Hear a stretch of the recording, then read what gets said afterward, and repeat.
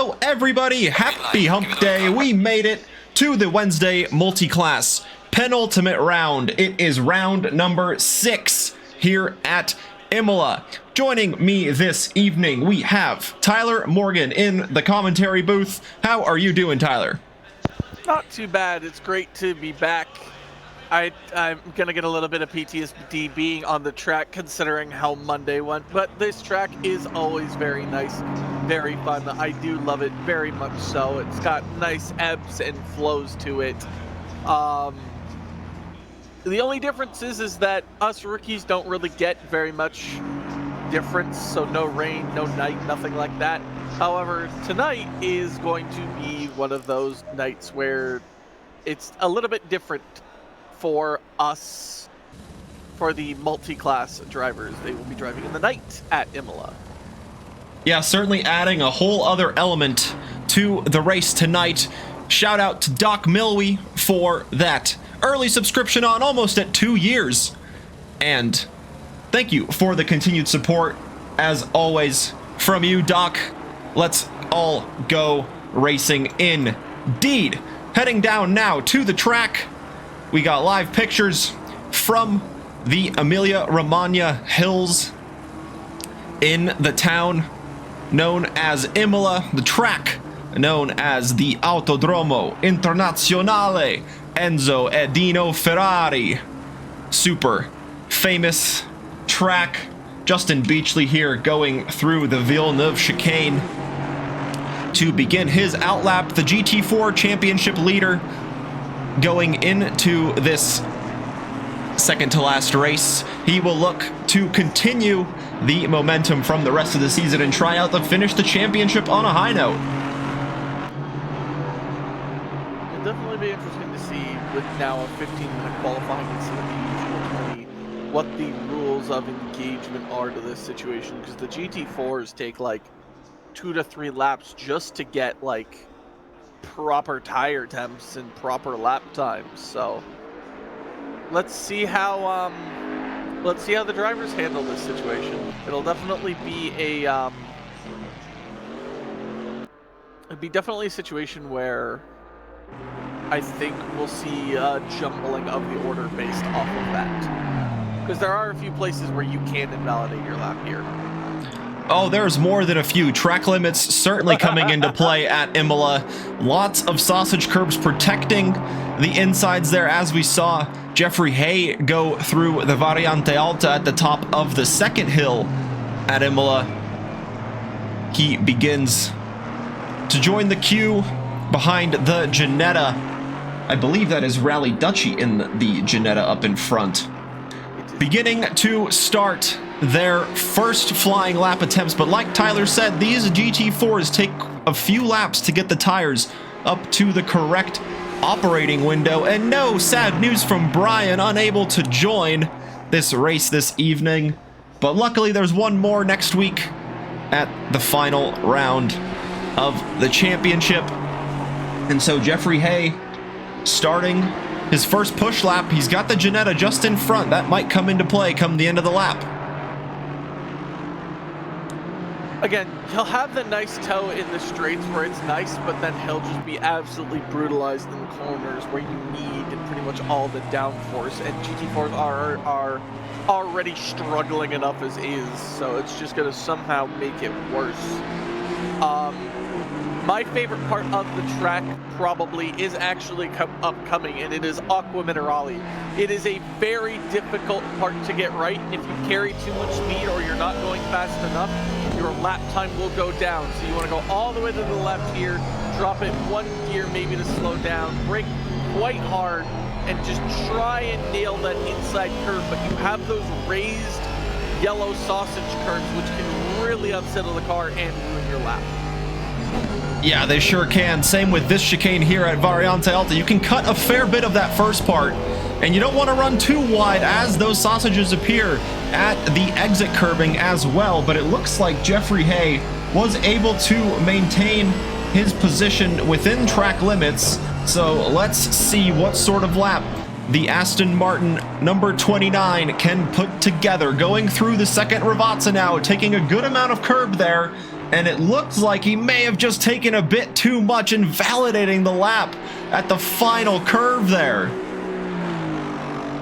Everyone that has watched this has done that at least once. If they're at ACC, they've done that at least once. I know I have, for sure. The 105 NAPS Porsche on the way now down to the final corners.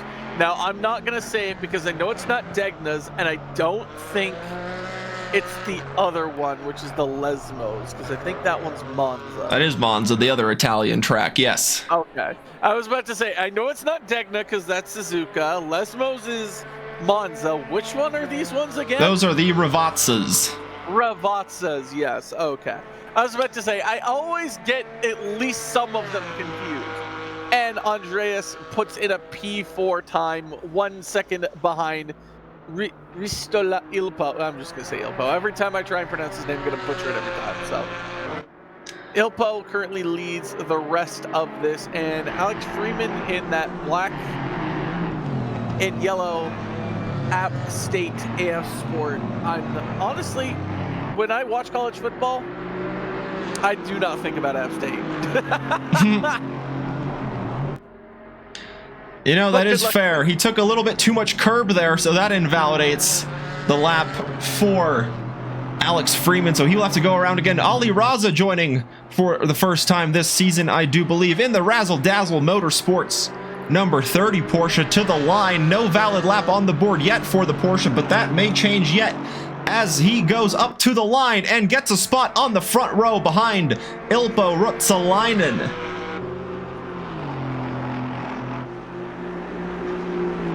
Diego Mostachero improves the time.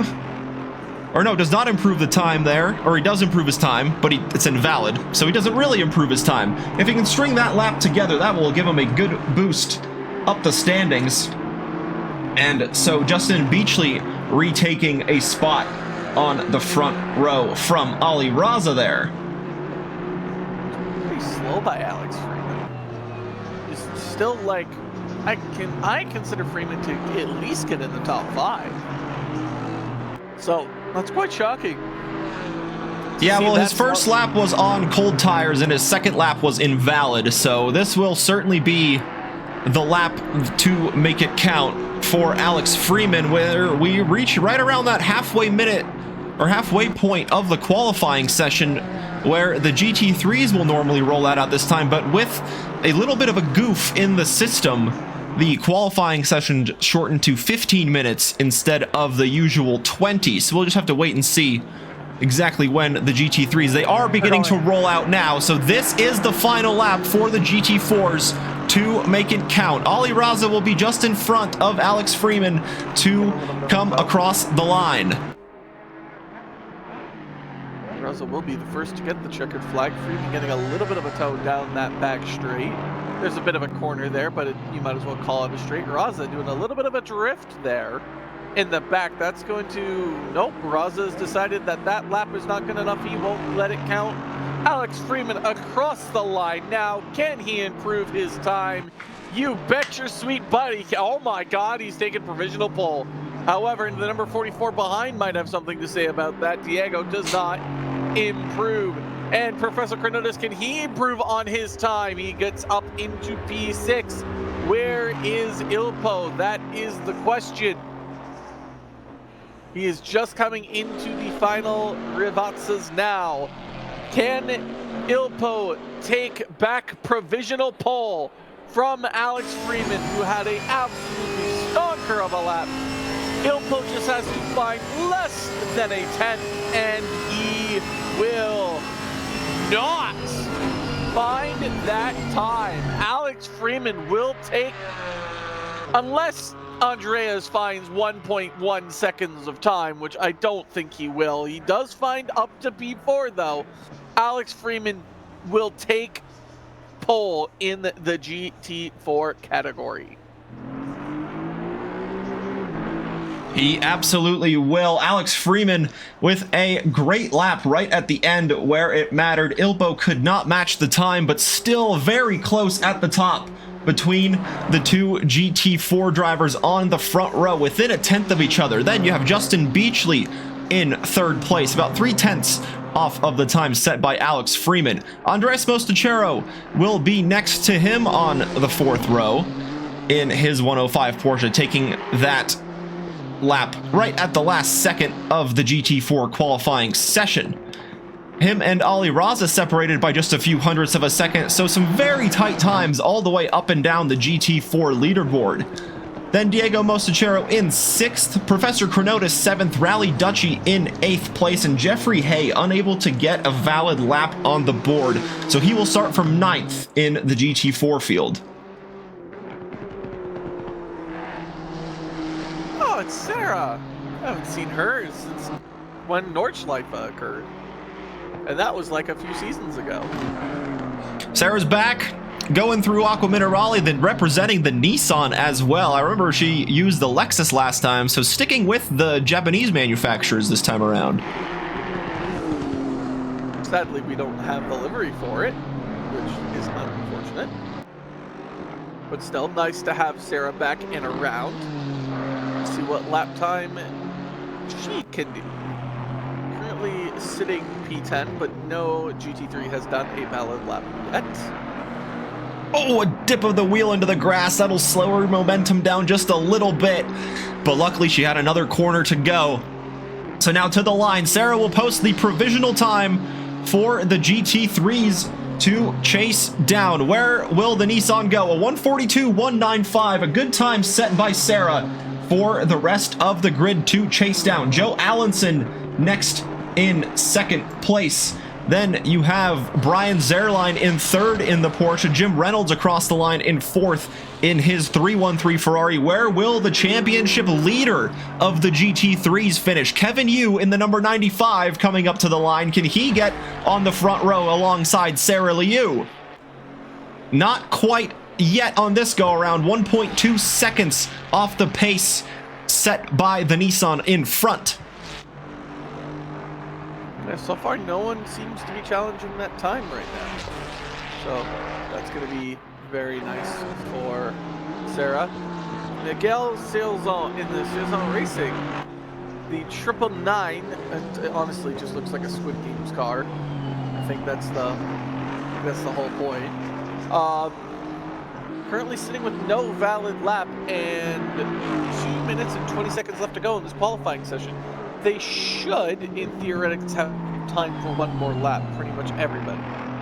Oh, and running wide there, that'll invalidate it, so certainly we'll have to go to the line again for another attempt. Unlucky there for the 999 Aston Martin. Yeah, that corner definitely has the chance to, just before Aqua Minerale, or the Piratella, as Kuja called it last week, where I had a wonderful boxed out situation. Joe Allenson's going to be next across the line. Can they improve their time a little bit? Going out wide a little bit. Normally you want to cut inside as much as you can there on that lap, but I guess there was a little bit of an improvement. Not much, marginally then at best. Jim Reynolds next across the line. Can they improve their lap time? Yes, they go up to P6, just ahead of Anthony. Next across the line is going to be Anthony, who swaps the position right back, sending Jim Reynolds back down to P7. Dr. Porkchop, the man who leads the rookies on Monday, currently coming next across the line, needs to find 5/10 of improvement to put Shane Sullivan, another fellow rookie driver I race with on Mondays, back down, and does so. Finds at least a full second to put Shane Sullivan down at the bottom of the GT class. We had number 11 cross the line of Sahin, but no valid lap time was given. Yeah, no valid laps still there for Sahin, Cicerone, and Hezi Thomas. Sarah Liu still remains out in front with that 42.195. Joe Allenson about 3/10 back. Then Kevin Yu about 6/10 off of the provisional pole time. Brian Zerline in 4th, looking for an improvement. And Joe Fallis just across the line here in 5th place. Viva la France. That's all I can see in that car. Even though it's Costa Rica, all I can see is Viva la France. Behind him, that is actually behind him is, in fact, Shane Sullivan. He's not in the BMW, which is weirding me out, though. It is a little strange not seeing Shane in a BMW. And Sarah Liu improves the time at the top to a 41.560 and goes nearly a second clear of the field. And she can go again. So she got to the line before the flag. The 3-1-3 of Jim Reynolds now finds himself fourth. Good enough to find into that second row. Can the championship leader, Kevin Yu, find himself on the front row? He needs 3/10 to beat Joe Allenson and get up on that front row with Sarah, and does so magnificently, finding 5/10 to get on to that front row. Next across the line is going to be the 11. Ferrari across the line, a lap time, any lap time will put them at a good amount of the field, and that is P5 for the Turkish driver. I'm pretty sure that's the Turkey flag. Correct. All right, I know my flags. Joe Fallis going through the rebats has the 617 behind, who is, I do not believe, on a valid lap because it's showing blue, but ACC is weird like that, so we could be wrong. Joe Fallis next across the line needs to find 4/10 to pass 3 people, and will not find that time, and will stay 9th. Shane in a Mustang. Yeah, evil version of Shane Sullivan that doesn't drive a BMW. Yeah, that's actually Sean Sullivan. No, you know what? It's actually Scott. It's actually Scott.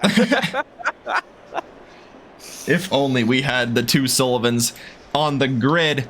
And like Tyler mentioned, we've got a night race. We have the night race set up here, 10 p.m. local time, sunset behind the rolling hills in the beautiful Imola town and the track region. Let's get started with the GT4 grid. Alex Freeman able to take pole position in the GT4 field. In the number 14 AF Sport Aston Martin, he will have the very fast Finn Ilpo Ruotsalainen alongside him in the Creme de la Course 204 Camaro. Championship leader Justin Beachley starts on the second row from third place in the number 18 Beach GT, who also redeemed the hydrate. Cheers to that, Justin. Take a sip of tea here before moving on to Andres Mostachero in the 105 Naps Porsche, starting alongside the championship leader. We got 2 Porsches next to each other. Ali Raza will be behind Andres Mostachero in the Razzle Dazzle Motorsport number 30. Diego Mostachero next in the Naps team number 44, Aston Martin. He will conclude the third row. Professor Chronotis behind him in the 42 T-Swizzlicious AMG.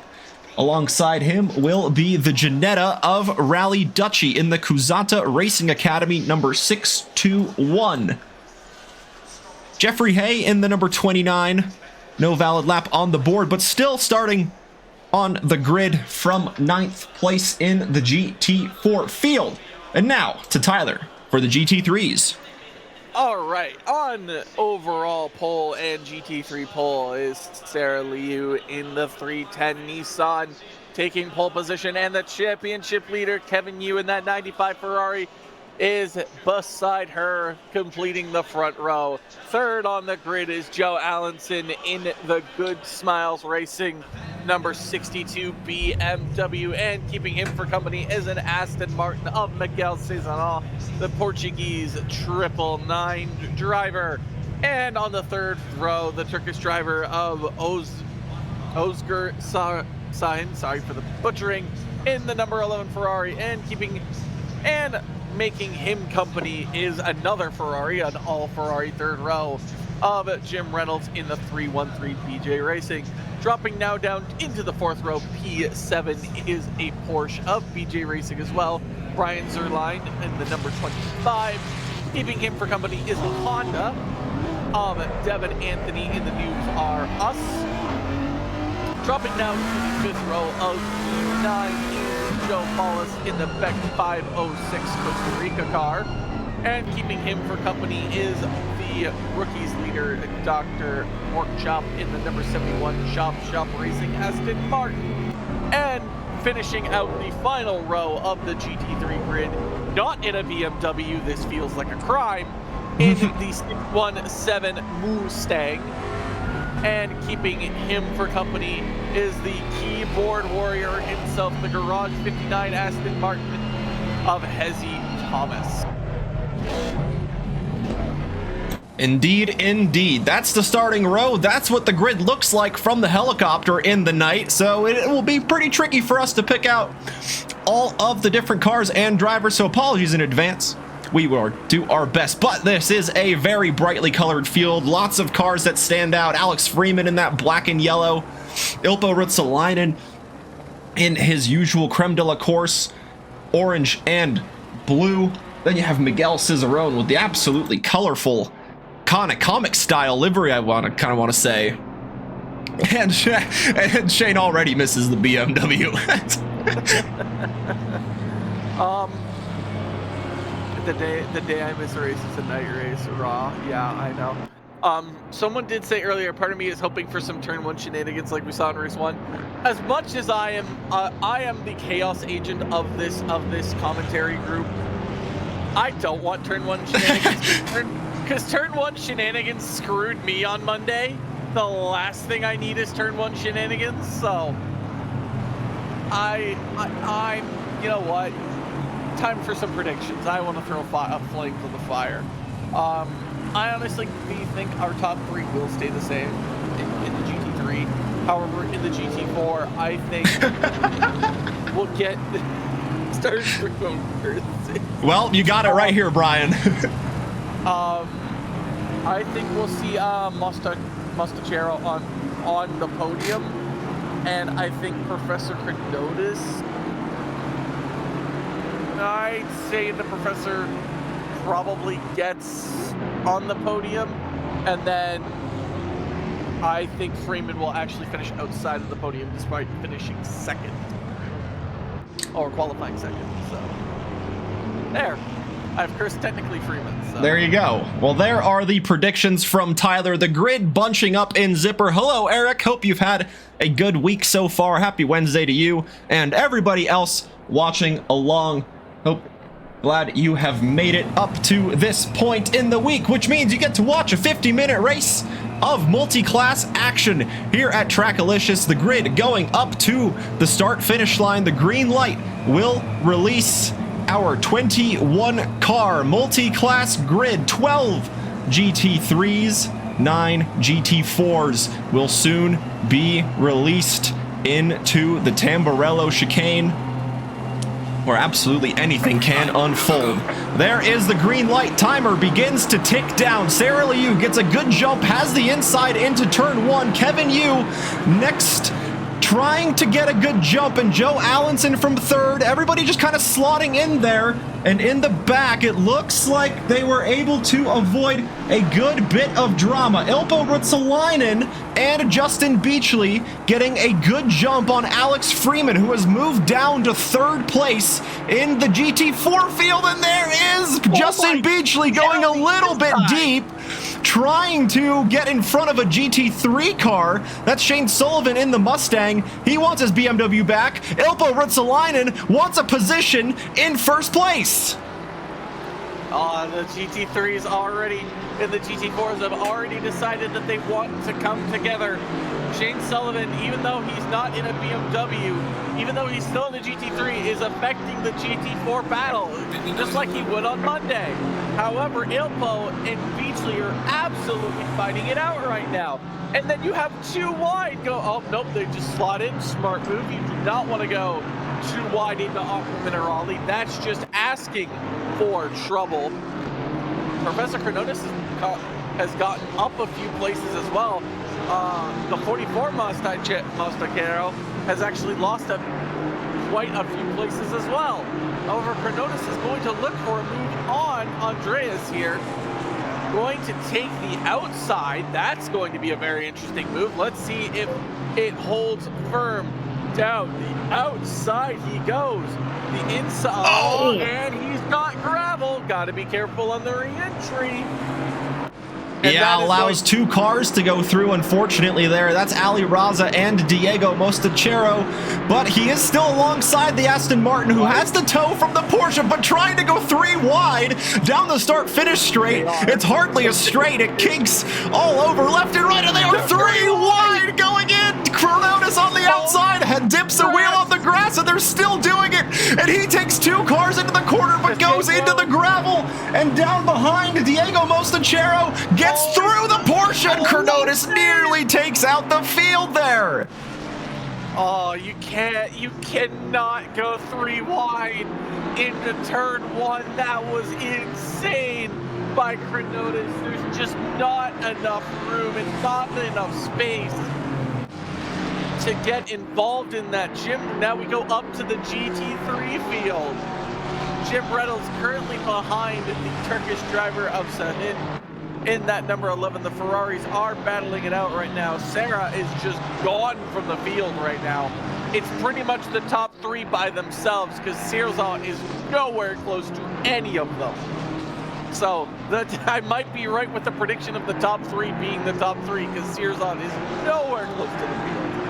Jim Reynolds currently. Oh, what happened to? Oh, did Sand lose out? I didn't even notice.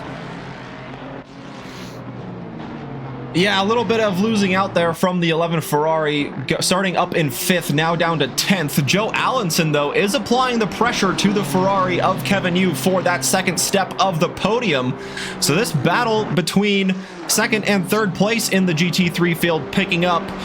Can Joe Allenson line up a move to the inside? He thought about it. The Ferrari, though, confident on the brakes, able to take the racing line away from the BMW behind, but the BMW gets a pretty good exit out of Tamburello. Now heading to the Villeneuve, not quite alongside, but he's able to carry a lot of speed through that first part compared to the Ferrari, but the Ferrari gets a great jump out ahead into the heavy braking zone at Tosa, not allowing the BMW any sort of move down the inside there. So it looks like these two are pretty evenly matched throughout the lap overall, but it looks like the BMW more confident through a few areas of the track compared to the Ferrari in front. Definitely seems that way. Ilpo still on the back of Beachley like a white on rice. Then you have Freeman behind in the final podium position, being harassed by Andreas in the back there. This is what Beachley's wing sees with Ilpo right on his bumper, basically, letting him know he's there. The lights from the Camaro behind as the Camaro just tries, especially with the dirty air in that situation, just trying to do his best just to stay with Beachley and move to up to the inside through the chicane here is not ideal. It can be done, but it's not ideal. You risk both drivers making contact and losing control. So Ilpo does not do that. And Ilpo will just have to wait another few corners to see if maybe he can get Beachley on the straight. But Beachley is in Eric's favorite car, the Mercedes, so Eric's probably cheering on Beachley right now from his desk. Cheering on the championship leader out in the lead in the GT4, so certainly showing how he got to that position in the championship up until this point. Ilpo Ruotsalainen putting a challenge, though, already alongside, going into the braking zone. Ilpo brakes a little bit early, though, and the AMG takes the racing line away a little bit heavy on the inside curbs through the second part of Tamburello and gets a little bit of a wide exit, and this might allow the Camaro to line up a move into Villeneuve, but once again, Ilpo just decides the better of it and tucks in behind for the time being. Ilpo's gonna go try round the outside through this kind of hairpin part of the track. Beachley giving no room, no quarter whatsoever to Ilpo. Ilpo just making that Camaro as wide as possible. So they're gonna go down the inside here. but no move is, no positions. Oh, okay. Sorry, I need to put passion when I talk about the Mercedes, so, according to Trekalicious, so, see, but here's the thing though. I don't like the Mercedes. I'll put passion behind an Aston Martin, like the glorious Aston Martin that Alex Freeman is driving. It's got all the power, it's got the straight line speed. Then you have Joe Allenson, oh, and they make contact! Kevin Yu and Joe Allenson make contact, as the BMW will have the advantage over the Ferrari in the straights. So it makes sense, and with turn one being as weird and kinky as it is, the lines are a bit different, so you're gonna have those contact situations. So good on both drivers to keep the cars going forward. Yeah, very, very surprised that the Ferrari was able to maintain its position after wiggling around all over the road in the braking zone, but kudos to Kevin Yu and Joe Allenson for both keeping it on the road and under control. We've seen it in Formula One at that corner, how things can go terribly wrong if there is just a little bit of a miscalculation and one driver finds a wheel in the grass. But these two able to find the grip needed after that little bit of side-by-side contact, and Kevin Yu runs a little bit wide. Joe Allenson just thinking of the move into Variante Alta and goes a little bit deep, has to cut across and really bounces the BMW, and this might allow Miguel Cicerone to get close to the BMW and potentially line up a move into the first Ravazza, but it looks like Joe Allenson may have gotten away with that one. Oh wait, no, down the inside! He's gonna send it, and they make contact! Oh goodness, that was just a little bit late on the brakes from Miguel. I thought he might have just been a little bit too excited there. He just wanted to get the move done, but just a little bit too deep in the brakes, and both drivers just kind of easing their way into that corner and ultimately into a little bit of contact. While that has allowed Brian Zerline to advance onto that final podium position in third place, Joe Allenson drops to fourth. Devin Anthony and Jim Reynolds move up a place to fifth and sixth respectively. And then you have Miguel Cicerone in seventh place now.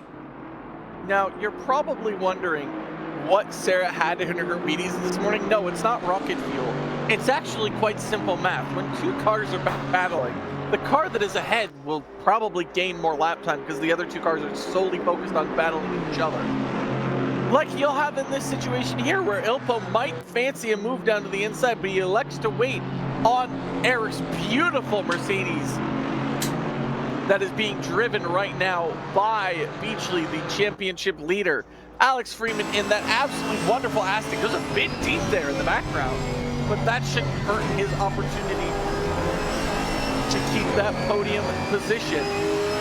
Ilpo thing wants the inside. Beachley not giving it to him just yet.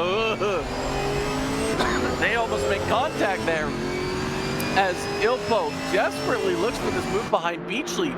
Well, see, what's interesting to me is that Beachley and Ilpo have been fighting pretty much since this race started. But Freeman and Andreas have gotten nowhere close to them. Yeah, they're getting involved in a little bit of a battling of their own, and like you said, Alex Freeman did run wide, so perhaps just seeing a few more mistakes from the Aston Martin than the two driving out in front. And some of the times it looks like Ilpo has a bit more of an advantage in a few spots of the track compared to that beautiful AMG. But just not able to find the position side by side into the braking zones where it matters. The AMG pulling off a good defensive showing here. Yes, it's very nice from Beachley to show just how defensive, how important a good defense is to make a good offense. Now, in the rookies, we don't necessarily have to worry about this much because we have two 20-minute sprints. But with a 50-minute race, you do have to worry, especially in Imola, about track limits. Yeah, 100% need to worry about that. We saw it in the qualifying session, and now we're seeing it in the race, but side by side, Ilpo and Beachley. Ilpo to the inside of Tamburello. Justin Beachley can't take the racing line, but he'll have the inside for the next part. A little heavy over the curbs, goes into the Camaro, but it's all under control, and they still go side by side through the entire Tamburello. Alex Freeman running wide in the distance. They're going side by side, and Ilpo slots through and takes the lead of the GT4s. And Andres also slots through and takes the podium position away from Alex Freeman. And Diego is... Oh, but he fought it back. Alex Freeman took it back. God, what is happening? What in the world is happening right now? There is just nothing but chaos and madness. Okay, as we were watching on what happened earlier... Sorry about that, folks. Andreas goes down the inside. Ooh, that could have been scary. Coming off the front like that. And then just going a little bit too deep, being a little too thin on the line, allows Alex Freeman to take the position back. What an incredible set of racing. This is where we come back and Freeman's in the wall, right? Okay. I certainly hope not. I was hoping that curse would not have come true, because that would have been very much sad to see. Okay, I'm starting to get concerned because Kevin and Allenson are battling and Sarah's almost 10 seconds up on the field. Now I'm starting to think Eric might be right about this rocket fuel. That might be the secret to how all the leaders do it. Joe Allenson was able to get by Brian Zerline for that final podium position back. So the 25 Porsche will slot back to 4th place, but still within touching distance of the BMW, so doesn't want to give that position up too easily. GT3 battle here between Shane Sullivan and Sahin in the number 11 Ferrari, looking to make up ground after losing a few places from the start. Has the Mustang in front, but that car certainly making itself wider than it appears, and it appears pretty wide already. And so Sahin certainly having his work cut out for him in front, as Imola is one of those tracks that is pretty difficult to overtake on, and he goes heavily over the curbs, unable to control the Ferrari heavily over the curbs. Dr. Porkchop able to get a position there on Sahin as well. Just a little bit heavy, maybe blinded by the Ford in front. Couldn't quite pick out where the racing line was. And now the two Porsches battling for 4th and 5th in the GT4s. Porsche for 4th. That almost is like a tongue twister if you really think about it hard enough. Ali Raza might try and move up the inside. It wouldn't be ideal, and he identifies that and stays alongside. Sadly for Sahin, he pulled a Charles Leclerc over those curbs. Diego is the first out of any of these drivers to pit and take their mandatory pit stop. Ali Raza still looking for a chance on Andreas, who is currently trying to stay with Alex Freeman for that final podium position.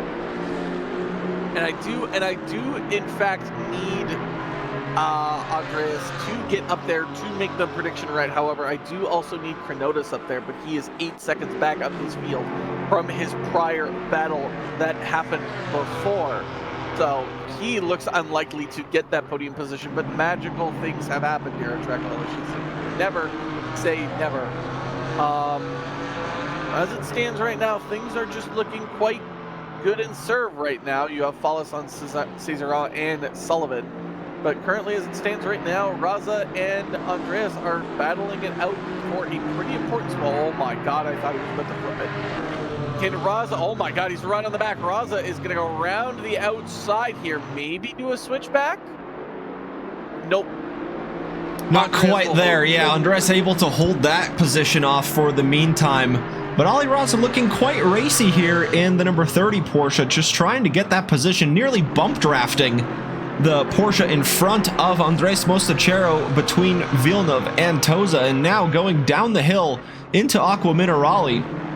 There is once again absolutely nothing separating them as these two try to hang on to Alex Freeman, and very heavily over the curbs goes Andres Mostachero, but Ali Raza just didn't look close enough, but now he is and goes into the braking zone ahead of the 105 Porsche, who once again is taking the curbs quite heavily. So Ali Raza with a great move down the inside of Variante Alta, now going to chase down Alex Freeman in front. That was a brilliant move to go down the inside. It's really hard to do, like, make that overtake there just because of how tight the line is through that chicane. It's a great move by Raza to get P4. Now you have Shane Sullivan, not in a BMW, folks. So adjust your eyes. They may say Shane Sullivan, but Sean Sullivan, his evil twin, is driving. They forgot to change accounts, that's yes. why.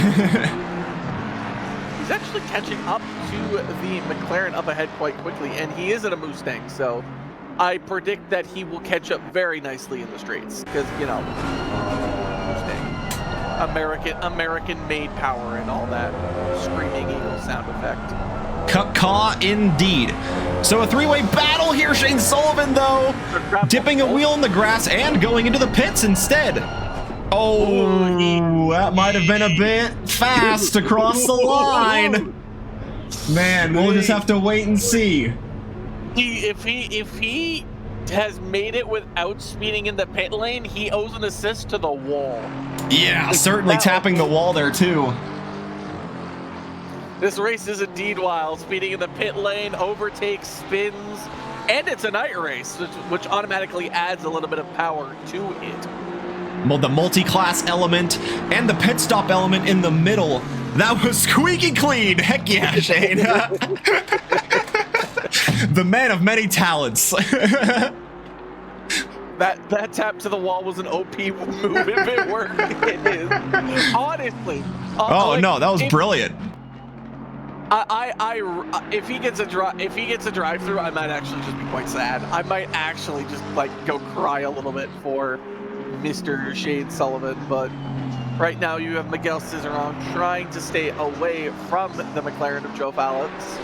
Sullivan trying to do box to undercut both of these drivers, considering his close proximity to them.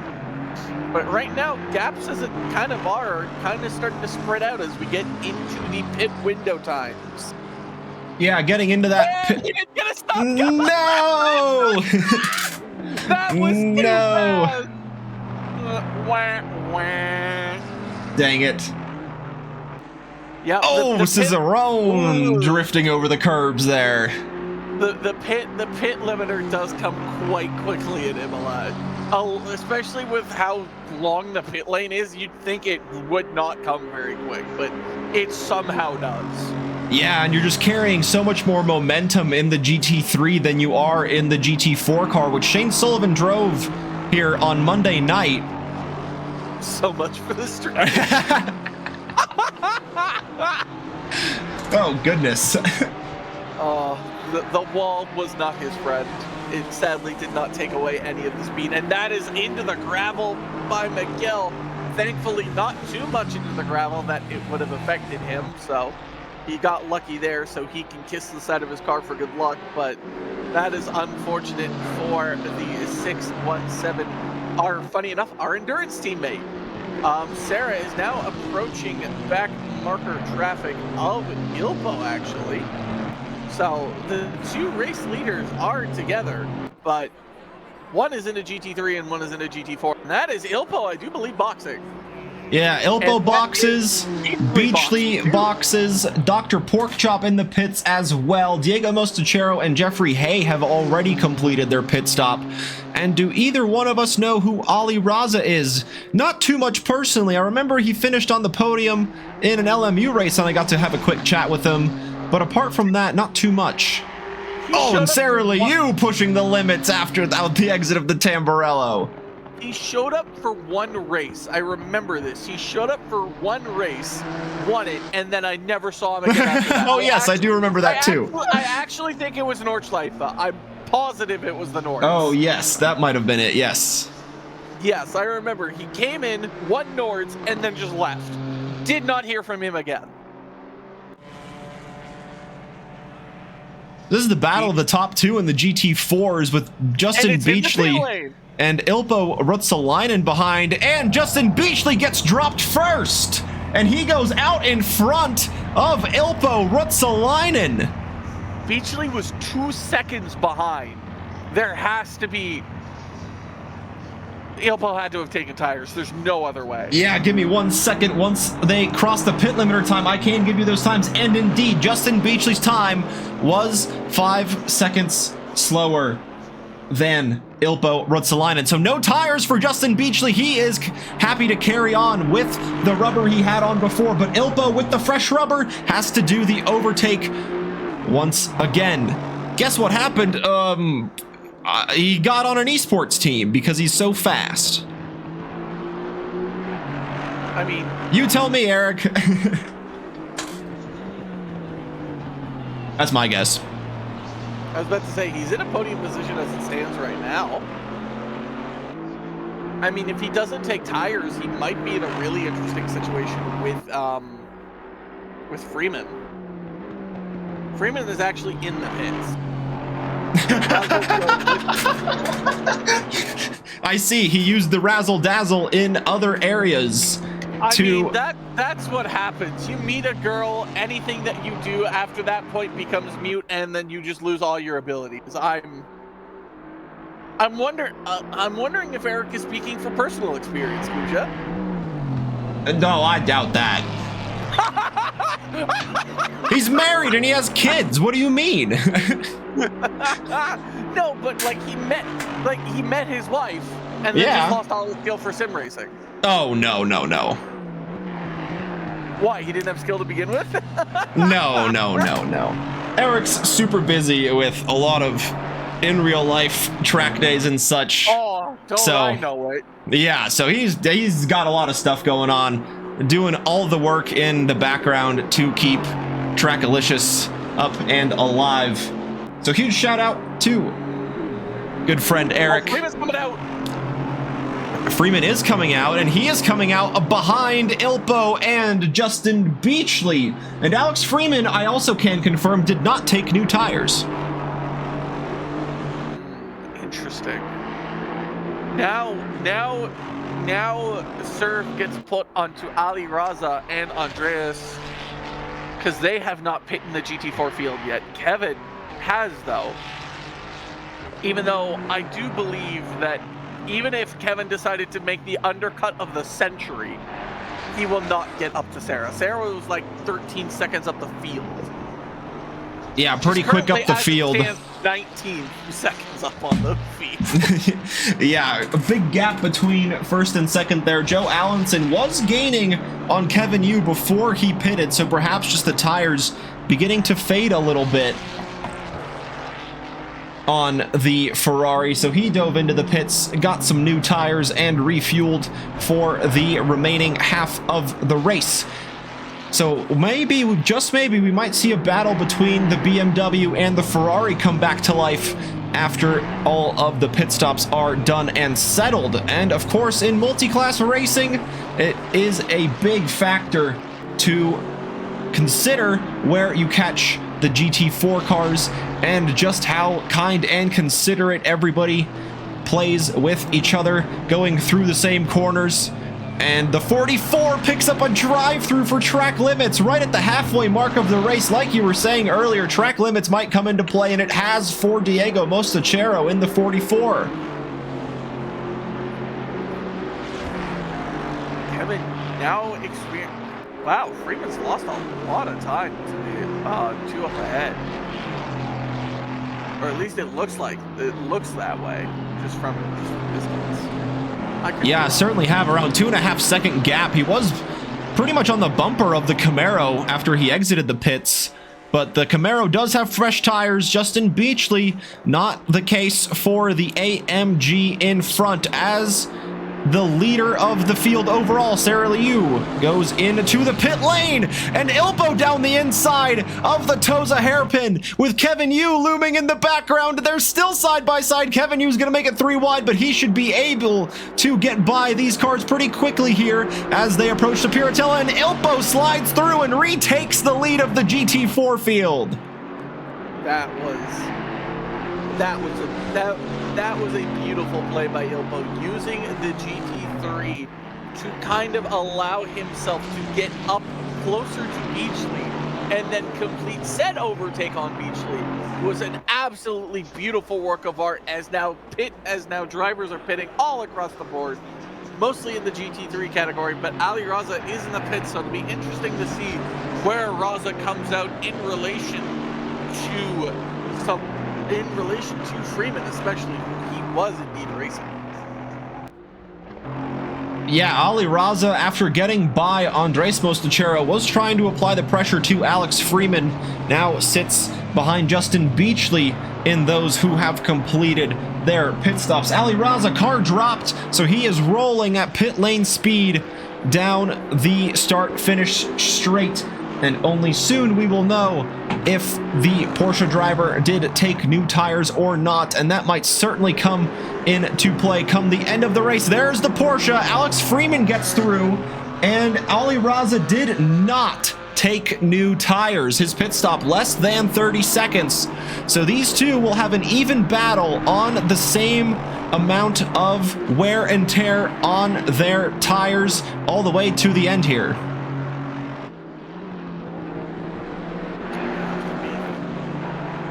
I think Freeman got into the pits at the right time because Raza's not that close, but he is going to fight for a podium here, so yeah. Currently the only people to not have pit right now is Hezzy Thomas in the top 4, so ooh, Zerline actually lost his podium position to Jim Reynolds, but again, some of these drivers have not pit yet, so that is very much the important factor. Yeah, the podium in the GT3s before the pit stops was Sarah Liu in front, Kevin Yu in second, and then Joe Allenson in third place. He was able to get past Brian Zerline pretty early on after his incident with the Aston Martin at the first Ravazza. And Jim Reynolds now with Devin Anthony out in front in the Honda about 2 seconds up the road, still yet to complete their pit stops as well. Whoa, that's a little bit wide by Jim Reynolds there, allowing the that behind it. Oh my goodness, they take so much speed up that. Oh, that's dangerous to go over those curbs. Not exactly the most safe thing in the world to try.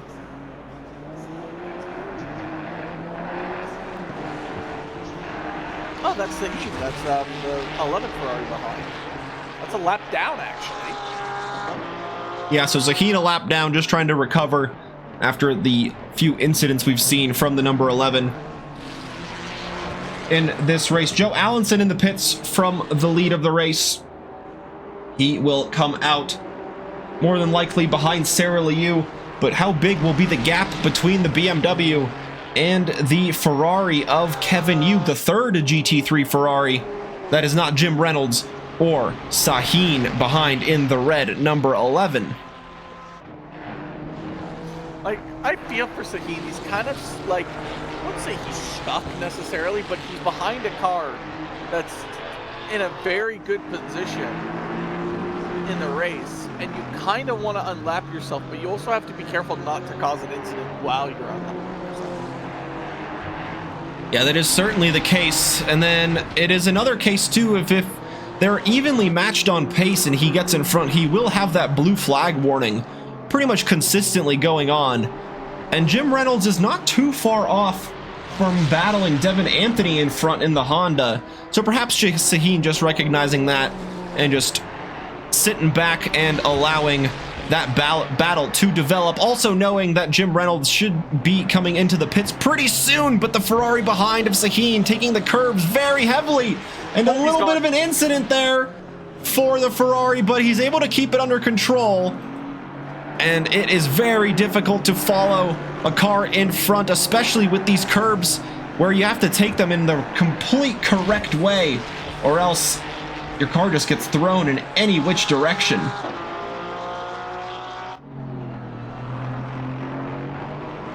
Jim Reynolds still holding on, though, so...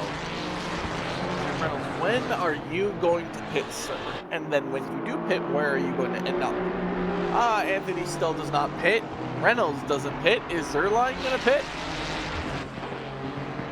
Yes, he will. Zerline will finally go to the pits and take a nice relaxing break. Because this track is brutal, at least on the hands. Because there's so many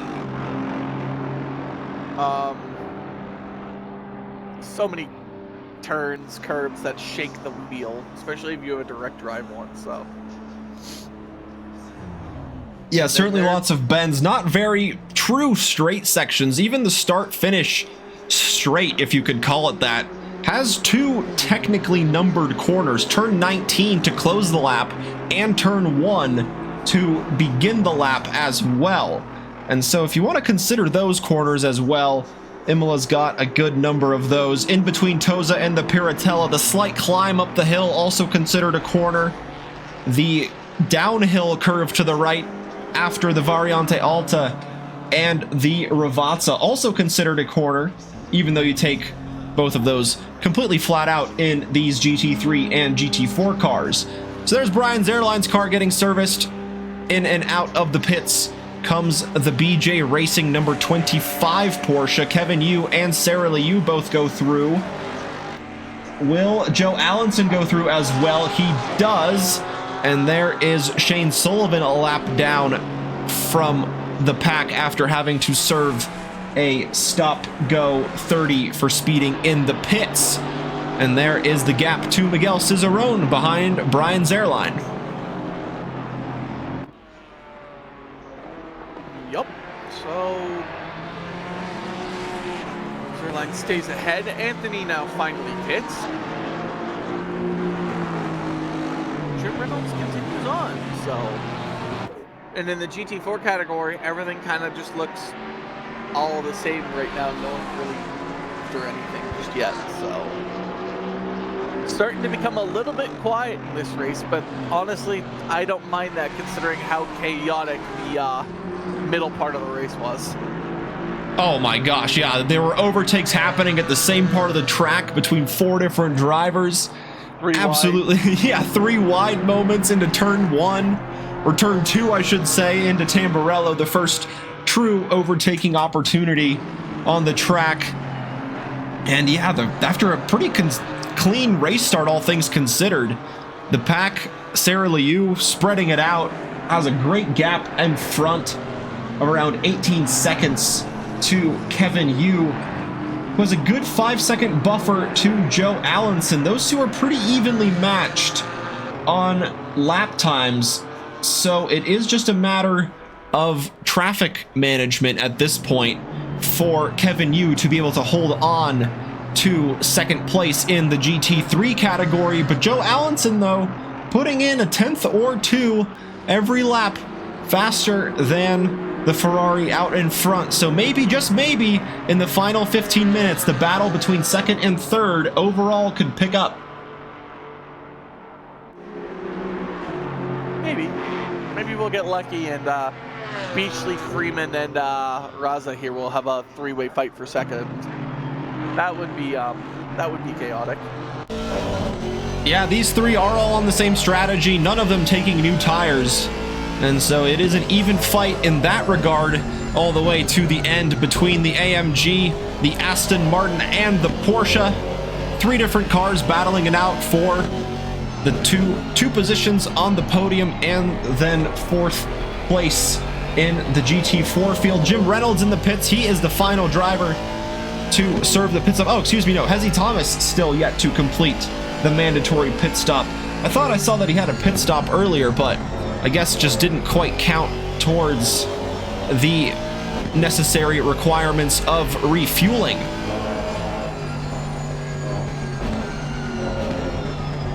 Maybe. I mean, he was in the pits earlier, but that was at the start. just had damage and didn't get it into the pit window. Yeah, that's very possible.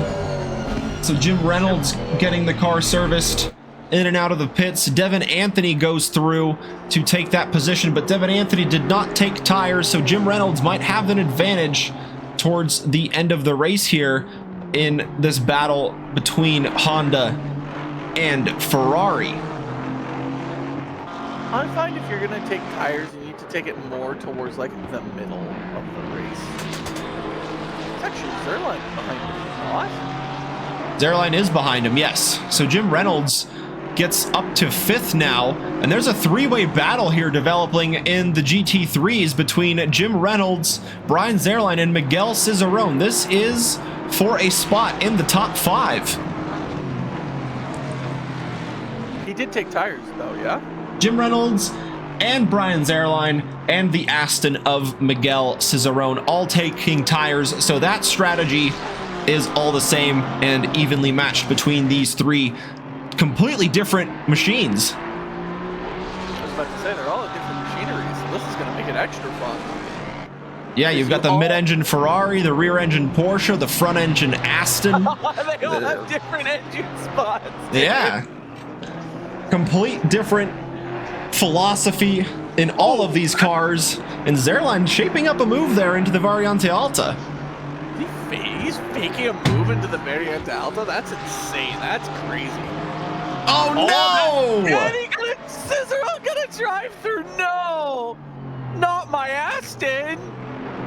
Oh my god, the pain! The pain! Pushing the limits a little too hard there. Yeah, it looks like he cut a little bit. Limits. Oh goodness, go right ahead. Brian Zerline just goes right on through because Jim Reynolds decides, you know what, I feel bad for Miguel Cicerone. Let me try and help this situation by going into the dirt. However, this now allows Jim Reynolds to take the tow, and he doesn't seem too fancy about giving that position away, but he is gonna have to hold off on it. The pit stop gets him to P4. That is a GT4 in the way. Oh my god. That was so unexpected. I can't believe that happened. We were still on Miguel Cicerone on the drive-thru, and then Jim Reynolds just dips a toe into the gravel, and Zerline says, "Thank you very much. I'll take that top 5 now." Cicerone, while he's he's doing his drive-thru types in our chat. Oh man, Miguel unlucky there, but fortunately a pretty decent gap behind, so only losing a few positions there to Joe Fallis and Sahin. Still 11 minutes left in the race to battle back and potentially get those positions. And speaking of battling, Ali Raza is on the back of Alex Freeman for a final podium position, and he's having a look down the inside of Toza. Down the inside of the hairpin he goes, and they're going to race side by side up the hill to Piratella. There's Miguel Cicerone after serving the drive-thru, riding up on this battle. Alex Freeman on the outside, Ali Raza sticking his nose down the inside. Where will the Aston Martin try to spill through? Man. Oh my god, what had just occurred? Oh my lord, that was actually insane. You have Miguel Cicerone in a GT3 who's faster than both of these cars. Try and somehow... Oh, Raza's probably not going to be too happy that the GT3 got involved. That's just going to happen in a multi-class situation. Oh my gosh, that was an insane battle there. And I know it's not going to be done. I was planning on being here for 5 minutes, but I can't take my eyes off. Don't take your eyes off. There's still 9 minutes left to go.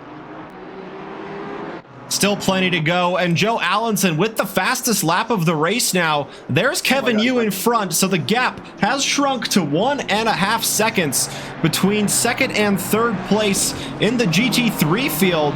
So Joe Allenson looking quite racy here, looking to get on the back of the Ferrari in front and take that second place away from Kevin Yu. Just when we thought business was done, business does indeed pick right back up. Just when you think it's over, it's never over. Joe Allison's not gonna not let us have an anticlimactic finish. Did he pull 6/10 in one sector? Joe Allison is flying in this BMW. Yeah, he absolutely is. He pulled a second on that whole lap to Kevin Yu, so perhaps the 95 Ferrari just getting caught up in a little bit of GT4 traffic in an unlucky spot compared to the BMW of Joe Allinson, as the Ferrari looks to be very mighty through the Villeneuve chicane, as there is quite a bit of backfire coming out of the sides of the BMW, illuminating the whole interior there for a second. That was pretty cool to see. But now they charge up the hill, sweep to the right before going down a gear and down the hill to Aqua Minerale. This is where the BMW looked to be mighty before compared to the Ferrari, and you can see it there through the braking zone of Aqua Minerale. Gets very close to the Ferrari in front. He flashes him. Ooh. The BMW can take those curves a little bit better than the Ferrari can, and look how close he's getting. Sector 1, the Ferrari might have a little bit of an advantage, and that is track limits for the number 11. So he will have to take a drive through, but we will keep on this battle right now. This is for a very important position, but we also have in the GT4's Raza on the back of Freeman again. Can one of these drivers please make the move stick so we can see the other battle, please? I have a feeling we won't see Joe Allinson make a dive bomb here yet. Oh my God, we may. Oh, he's gonna brake early though. Oh, I wanted to see a dive bomb into turn 1. But Joe Allinson thinking with his head quite clearly and elects to wait, and that is a GT4 traffic up ahead. Yeah, that's Andres Mostachero in the 105 Porsche.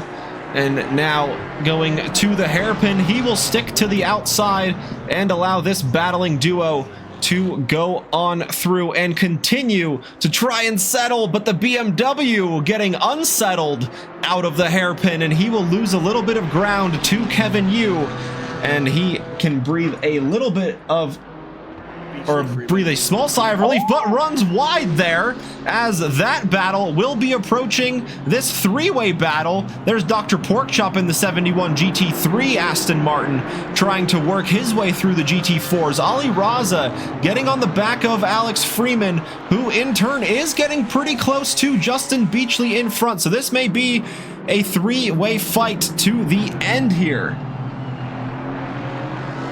Cut off right as something good happens, which is hilarious. Nothing. He retained the position. He was fine. He kept the speed. He just went a little bit wide. Raza right on the back of Freeman. That Aston's going to be pretty powerful in the straight, though. Raza going to think about a move here. Is he going to think about a turn 1 dive bomb? He has the toe. He has the speed. Is he going to go for the move? No, he is not. Raza still looking, can still see it, can see the podium in his eyes, he can feel it in his soul, but he doesn't have the space, he doesn't have the chance for it just yet. Oh, the Porsche is getting so twitchy off the exits. Oh my goodness, they're literally separated by half a second. Beachley is struggling. Freeman is catching. Raza is catching. Freeman might think about an inside move on the Paratella, but it's not there yet. Oh, he's looking. He's feeling. He goes wide. Raza comes down the inside.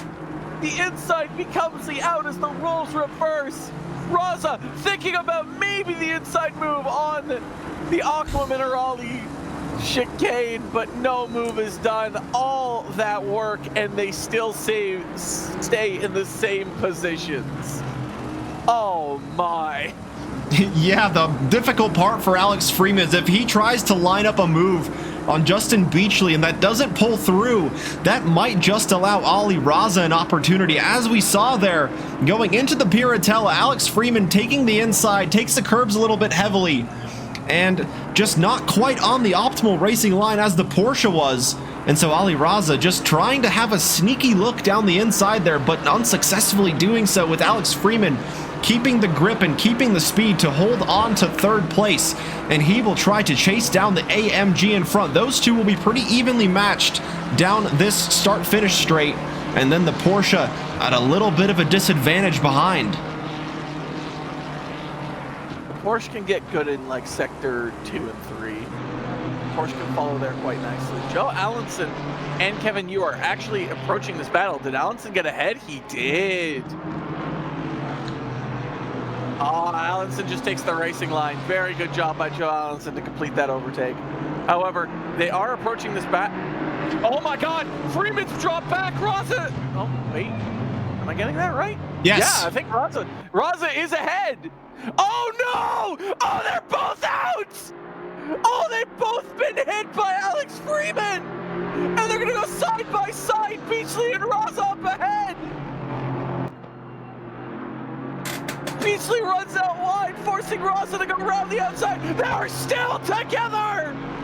Raza's gonna have the inside now going into Aqua Minerale. The switchback by Beachley is not going to work! What in the world just happened? That was, my friend, is what happens when two battles collide in the GT3 and the GT4s. You had Kevin Yu and Joe Allenson battling for position, and Alex Freeman battling with Justin Beachley and Ali Raza. So the Porsche able to take full advantage and gets two positions in that lap, and now has some clear air in front to use a bit of race pace to pull a gap over the AMG of Justin Beachley, who will still hang on to third place. But Alex Freeman, unlucky there, having to drop back to fourth place. I did say Freeman would not get a podium.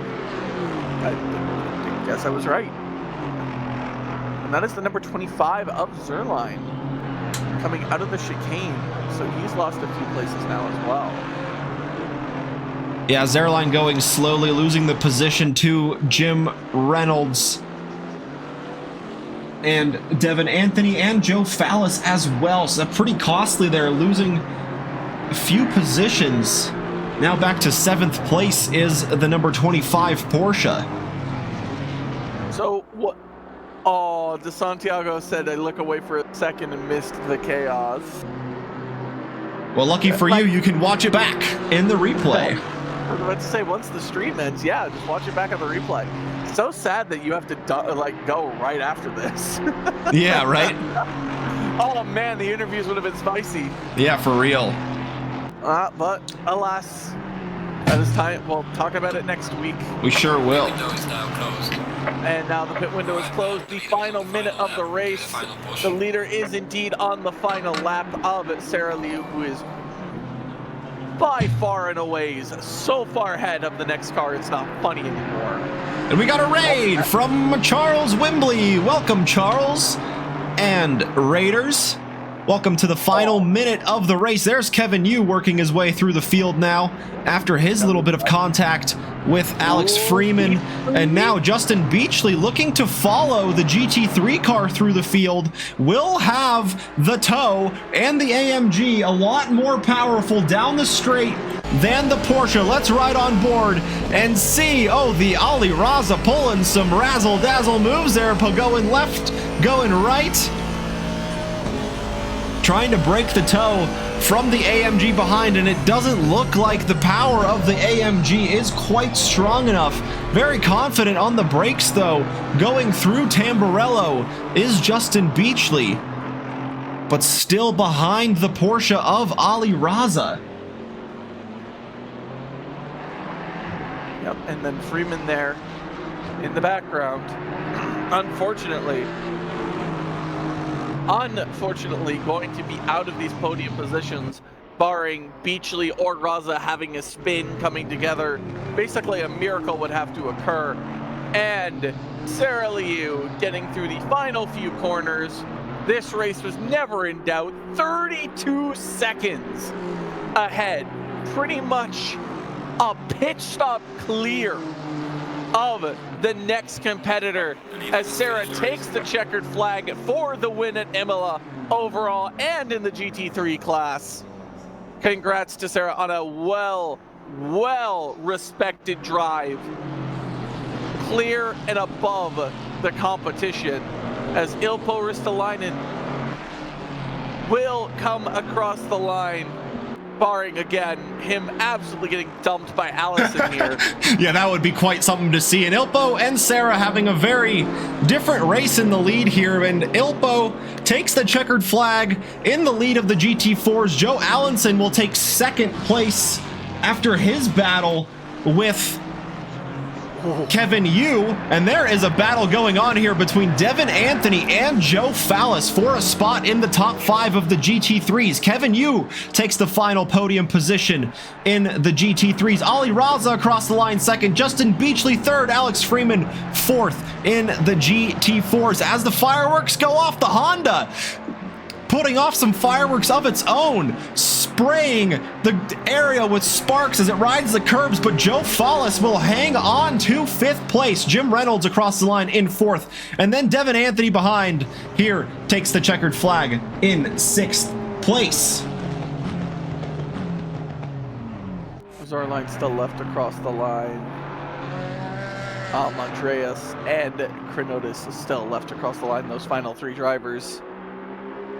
Yep, there you got Cicerone up in front, Andres here, and then the 42 behind of Professor Chronotis. A bit of damage there to the front end. Winking the light, winking at us there as he crosses the line. That's not a bit. That is a lot. The hood is almost coming off there, Kuja. Oh yeah, that's a fair bit, especially if he's winking too like that. The light's flashing, telltale sign that there is a hefty bit of damage to the front end of that vehicle. And that is round number 6 complete here in the Wednesday Multiclass League at Trackalicious. Unfortunately, no time for a talk to the podium sitters. Maybe we'll find a way to fit that in the stream next time. And here comes the rain, actually, for the practice session. How about that? Take it back to our studio here. Join us tomorrow for some iRacing, the LMP2s and the GT3s. The Friday LMU Championship has been announced. Make sure to get signed up for that. 19 spots in the hypercars, 19 spots in the GTEs. Signups are open on SimGrid for that. ! SimGrid will take you there. Monday, we go to ACC and the rookies featuring our lovely co-commentator Tyler Morgan and a few drivers we saw this evening battling it out for their championship, and it is super tight there as well going into the final 2 rounds.